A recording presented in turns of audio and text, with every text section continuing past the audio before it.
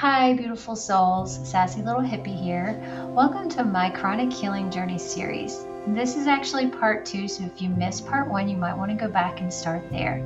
But part 1 left off with my refusal to accept that the only good option to healing my newly diagnosed invisible chronic diseases was through a pill that silences your body's main form of communication when something is out of alignment.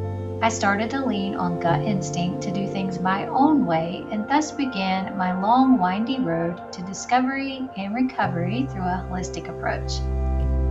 Now, my professional career had really just started at age 25, and after having left a career that previously brought me to tears daily, I was blessed to land an opportunity at a company that saw my potential before I even knew what my own potential was.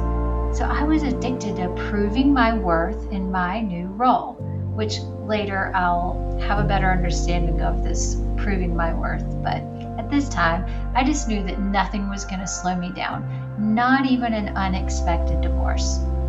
I was obsessed with productivity and doing things to the best of my ability. I found myself skipping lunch to meet deadlines, scarfing down processed comfort food like Snickers bars and the worst of the worst. In between emails, I was even riding caffeine highs. If it wasn't soda, it was coffee, which I definitely started turning to coffee more. But just to survive, just to get through the days. But these weren't occasional bad habits. And that's the problem, because these things became my daily ritual. I mean, it certainly wasn't helping. So my pain didn't just flare up randomly. It was actually a reflection of the way that I've trained myself to ignore my body, to override every signal for rest with one more, like, just push through, you've got this. I thought I was being strong, but guys, I was too naive to realize that chronic illness was my body's way of screaming what I refused to hear, which was, hello, slow down, pay attention. I need you, listen to me. So I had a chronic mindset. And that mindset, it was paying off because my superiors saw how reliable and efficient I could be. They started giving me more responsibilities. And lucky me, being newly divorced, I had lots of free time to work late and get all those things done. I mean, I would work late in the hours and then go hang out with friends after work, So, however, I was having this mental fog, and it was only getting stronger. So my creativity was crushed, and so was my soul, because a core part of my new role at this company revolved around creativity. So while the workload was stacking up, so were my symptoms. I now had this new crazy food allergy to spicy food. Just one bite would put me into like this almost sleep coma at the table. It's the craziest thing. The doctors were miffed. They've never heard of that. And my car sickness that I used to get on long trips, well, now it was happening on short trips too. I started having this crazy intense jaw pain, constant nausea, ulcer? I don't know. That's what the doctors were guessing. Something else odd is my feet were swelling in the heat or when I stood too long. So if I walked out into this outside and it was really hot, sunny southern weather, my feet were bright red, pulsing with pain, and they were swollen. And I mean, there were times I had to quit wearing high heels altogether, because there were times that, I had to be carried when my feet were swelling. But I was having intense brain fog, and loss of my short-term memory. I had absolutely no energy at the end of the workday, which I think many people out there can relate to now. And I also had this insatiable dehydration, could not get enough water. It's like my body just wouldn't absorb the water. And guys, I tried to Google that, and I remember people were so mean about it. It's impossible not to absorb water. Lies. The person that wrote that on Reddit, you're wrong. And I'm glad that you think you're right, but you're wrong. Anyway, I digress. So at this point, I was running low on resources, both energetically and option wise. I could recite any commercial from the 80s, name most kids from my kindergarten class, but I couldn't remember the name of someone I just met, or even an entire 10-minute conversation with a coworker from the day prior, which makes for some quite awkward situations.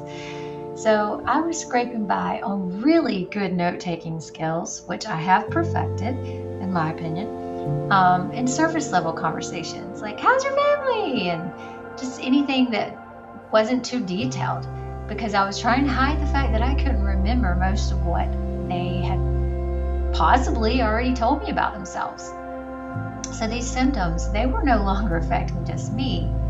Now they're affecting everyone around me and potentially my career. And guys, I haven't even touched on the personal stuff. This is really just career focused right now. But my doctors, they were quick to prescribe yet another pill for my latest waves of symptoms, despite doing zero testing to confirm things like my stomach acid levels or whether I actually had an ulcer.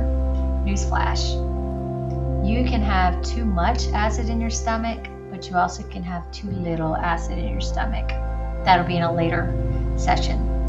But they diagnosed me with having too much acid in my stomach, and so they put me on the famous purple pill, and that helped suppress the acid. And I will say it helped with my nausea and some of the symptoms, but I still had more than 20 unexplained symptoms left to unravel that the doctors just didn't know what to do anything with. So with no access to helpful specialized chronic illness practitioners or support groups, and guys, I did try a few support groups, but it was dark in there. Everybody's so negative, it was bringing me down. And I had already devoured every book I could find by respected medical professionals, which, by the way, none of them could agree on a cause, yet alone a cure, so that wasn't giving me any hope. So I knew I had to look elsewhere.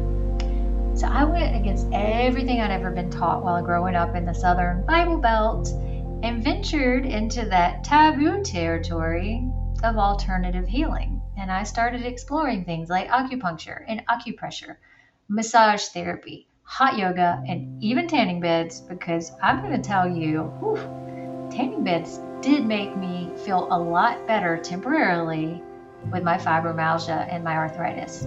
It's kind of weird. I don't know why, but I only did that a few times because I didn't want to get addicted to that.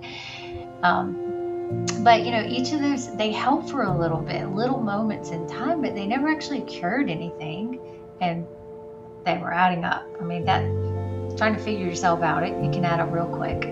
Alternative health, when you don't have insurance that'll cover it, it adds up real quick, especially when you have a small salary. So coworkers, they were often mystified when they found out I had fibromyalgia, because I was always smiling and laughing and appeared to be living a normal life. But how could someone so young be so skinny and so sick? This is the things that they would think and ask me and talk to me about, and that they just struggled to wrap their mind around what fibromyalgia actually was. Because guys, nerve-related conditions, you can't see them. So they're looking at me, just seeing this skinny, normal-looking girl, and thinking that I'm making it up. Like I was coming across as a hypochondriac, just begging for attention. Just the same as when I was a child, and all the adults thought I was just faking it for attention.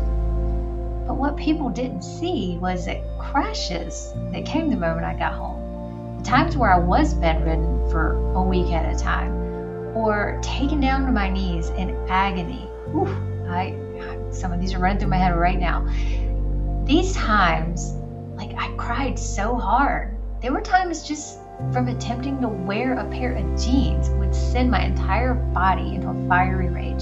Just like the lightest touch on my skin would send shooting pains throughout my body. That's how insane it was. There was even sometimes it would feel like my pants were wet, and I would swear I sat in a wet puddle and there was nothing there. It was just the sensation of your nerves. So laughter was medicine that was getting me through some of the pain, getting me through the day at work, and distraction. That was helping. But I also had this unshakable belief that healing was possible, And so that little light just stayed on that, hey, it's possible, even though I was very distracted in my career. So I was going to need every ounce of that faith, though. I was going to need that light, because this storm was only just beginning to roll in, guys. This goes from age 25 to 35, this part, and the storm was only just beginning. So there's a lot more to it. But at this point, as I reflect back, the lessons that I learned through this phase was definitely the importance of setting boundaries, like learning your limits when it comes to, okay, I know that if I stand on a hard surface that this will happen. So I need to see, is there a way I can adjust? Can I put padding in my shoes? Can I find grass or something like that? And just working with that, knowing your limits and paying attention, and honestly being honest with others if it really is a limitation. Don't be embarrassed about that, because you got to do what's best for you. Don't worry about how insane it might look to them. Only you know what you're going through. Another lesson was that chronic illness doesn't mean your life has ended. I had so many people come to me when I was working at this one particular company for a very long time, when they found out that I had chronic illness, and they were looking to me for advice on, like, how are you doing this? Like, there's days when I can't get out of bed and I don't know how you're doing this. They're looking at me on the outside and they're seeing me like laugh my way through and all of that. But guys, that doesn't mean that I don't have these moments. So your life is not ended if you have a diagnosis. It's not the end of your life. It's just beginning a new life, a new way of life. And if you really believe, then you can find healing.